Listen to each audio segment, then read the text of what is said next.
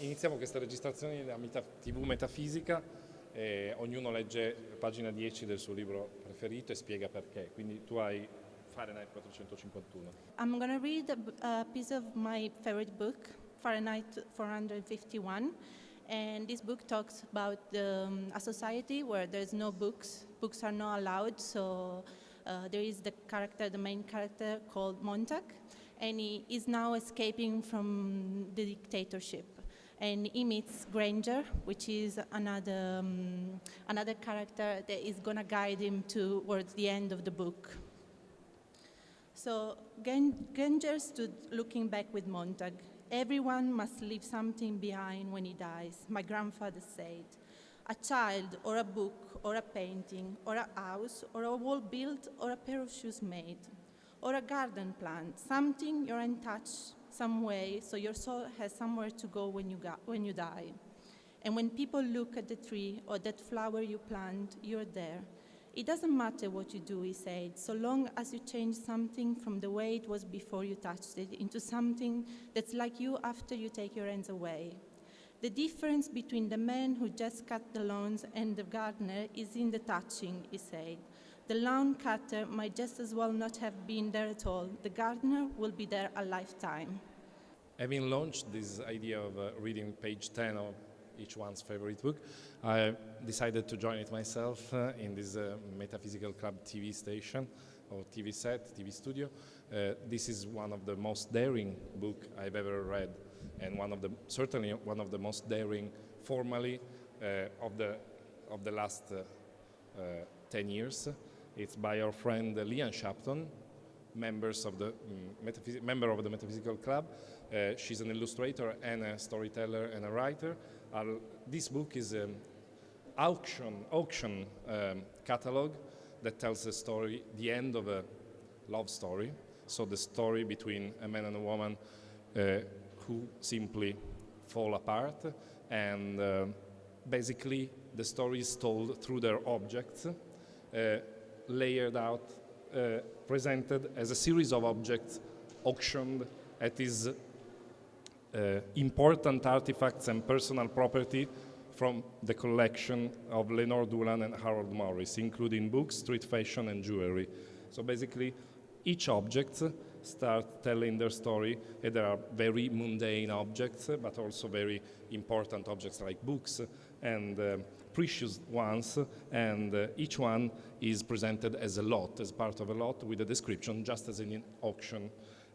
It's a wonderful book because it's wonderfully edited, so each photograph, each caption lead through the story of these two people whose paths basically diverge in a very dramatic way.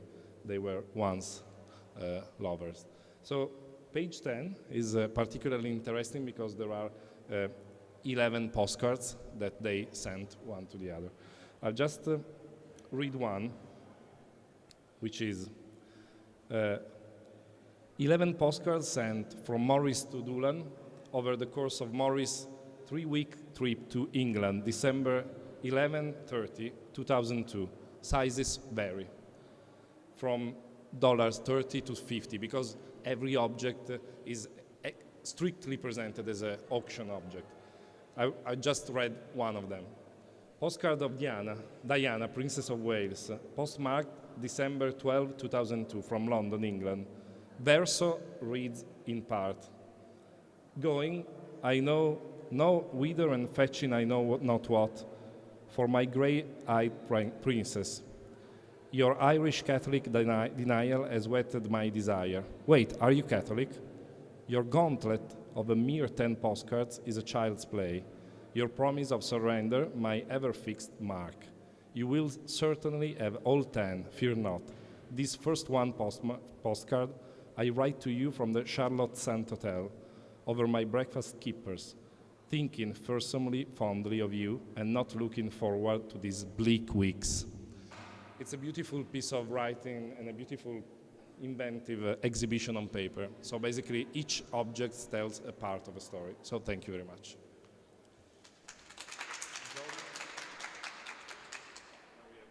Joseph Grima choosing a book from his phone. My microphone. So I thought in the context of Atelier Clerici and in the context of Domus Academy, what better to read than a few lines from a wonderful book that really changed my way of thinking about design, which is The Craftsman by Richard Sennett. I don't know if you know this book.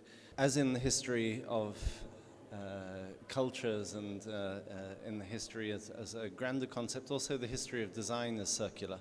And so the Craftsman is this incredibly beautiful investigation of the parallels between new technologies and the ways that we actually think about design driven by parametrics or by very complex data sets, and the craftsman, the person artigiano, the person who works things with his hands. So I wanted to read a few lines. It's more or less page 10, actually. To understand the living presence of Hephaestus, I asked the reader to make a large mental jump. People who participate in open source computer software, particularly in the Linux operating system, are craftsmen who embody some of the elements first celebrated in the hymn of Hephaestus, but not others. The Linux technicians also represent as a group Plato's worry, though modern in form. Rather than scorn, this body of craftsmen seems as unusual, indeed marginal, sort of community. The Linux system is a public craft. The underlying software kernel in Linux code is available to anyone. It can be employed and adapted by anyone. People donate time to improve it. Linux contrasts to the code used in Microsoft. Its secrets until recently hoarded as the intellectual property of one company. In one current popular Linux application, Wikipedia, the code kernel makes possible an encyclopedia to which any user can contribute. When established in the 1990s, Linux sought to recover some of the adventure of the early days of computing in the 1970s. During these two decades, the software industry has morphed within its brief life into a few dominant firms, buying up or squeezing out smaller competitors. In the process, the monopolies seem to churn out ever more mediocre work. And I think that this is really a fundamental passage in understanding also the spirit of a lot of the designers who are here, not just in Atelier Clerici, although most of them I think are very much in line with this, but also the way that I think the most forward-looking schools, like Domus Academy, are increasingly starting to look the designer not as somebody who is simply taking an object, designing it for multiple reproduction, but actually thinking in the ways in which to design a system so that end users can actually appropriate the object and make it their own, adapt it, improve it, upgrade it, fork it, change it, and then contribute it back to open knowledge. So I think it's a very appropriate text for these days. My name is Jonathan Olivares. I'm a designer based in Los Angeles, California. And I was asked to read page 10 from one of my favorite books. And I chose A Pattern Language by Christopher Alexander. It's a book that never leaves my desk, or at least stays within some reach.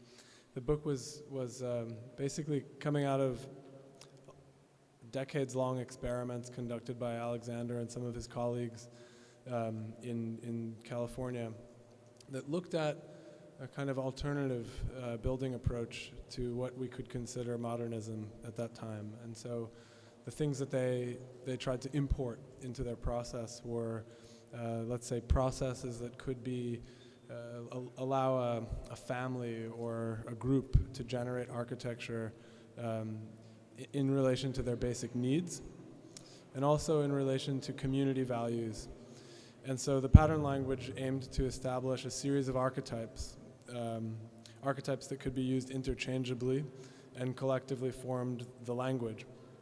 And each archetype was configured in such a way that its use and its sort of conviviality was its primary focus. So, one of my favorite chapters talks about a 6-foot awning. It's in front of in front of the house. You should have a 6-foot awning, and that this distance somehow establishes the perfect depth for people to sit, enjoy the outdoors, have a bit of the indoor, we could say a threshold between the indoors and the outdoors, and that this is pleasant. you know, and I think that idea of things being pleasant, or somehow the building reflecting the individual and the needs of the family, was really all important to Alexander. So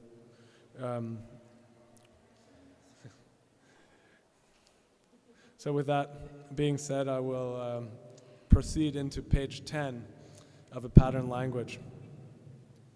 Page 10. It is shown there that towns and buildings will not be able to become alive unless they are made by all the people in society, and unless these people share a common pattern language within which to make these buildings, and unless this common pattern language is alive itself. In this book, we present one possible pattern language. It is the kind called for in the timeless way. A previous book of Alexander's, The Timeless Way of Building. This language is extremely practical. It is a language that we have distilled from our own buildings and planning efforts over the last 8 years. You can use it to work with your neighbors, to improve your town and neighborhood. You can use it to design a house for yourself, with your family, or to work with other people, and to design an office or a workshop, or a public building, like a school. And you can use it to guide you in the actual process of construction.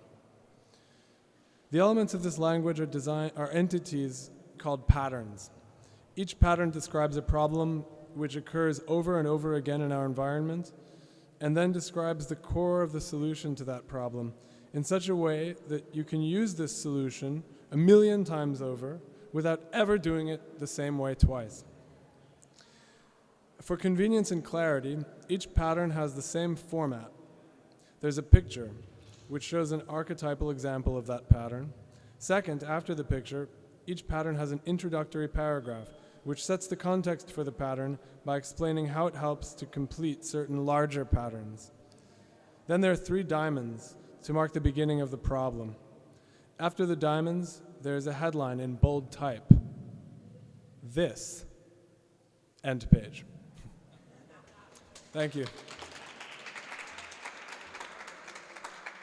Thank you, Carlo Ratti, architect, designer, theorist, between MIT and Italy and all the world, Singapore and all the world. He will read from Palomar, Italo Calvino Palomar, and he will explain why, obviously. Thank you, Carlo. Well, thank you. Well, first of all,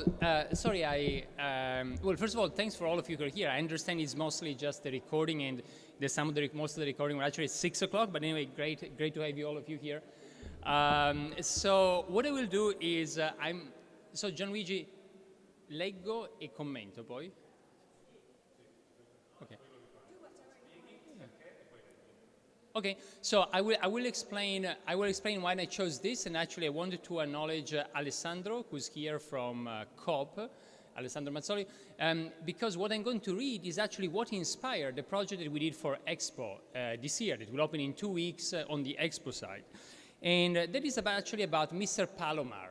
Calvino, Italo Calvino, many of you might be familiar with Calvino. He wrote Invisible Cities and many other things, including also Mr. Palomar.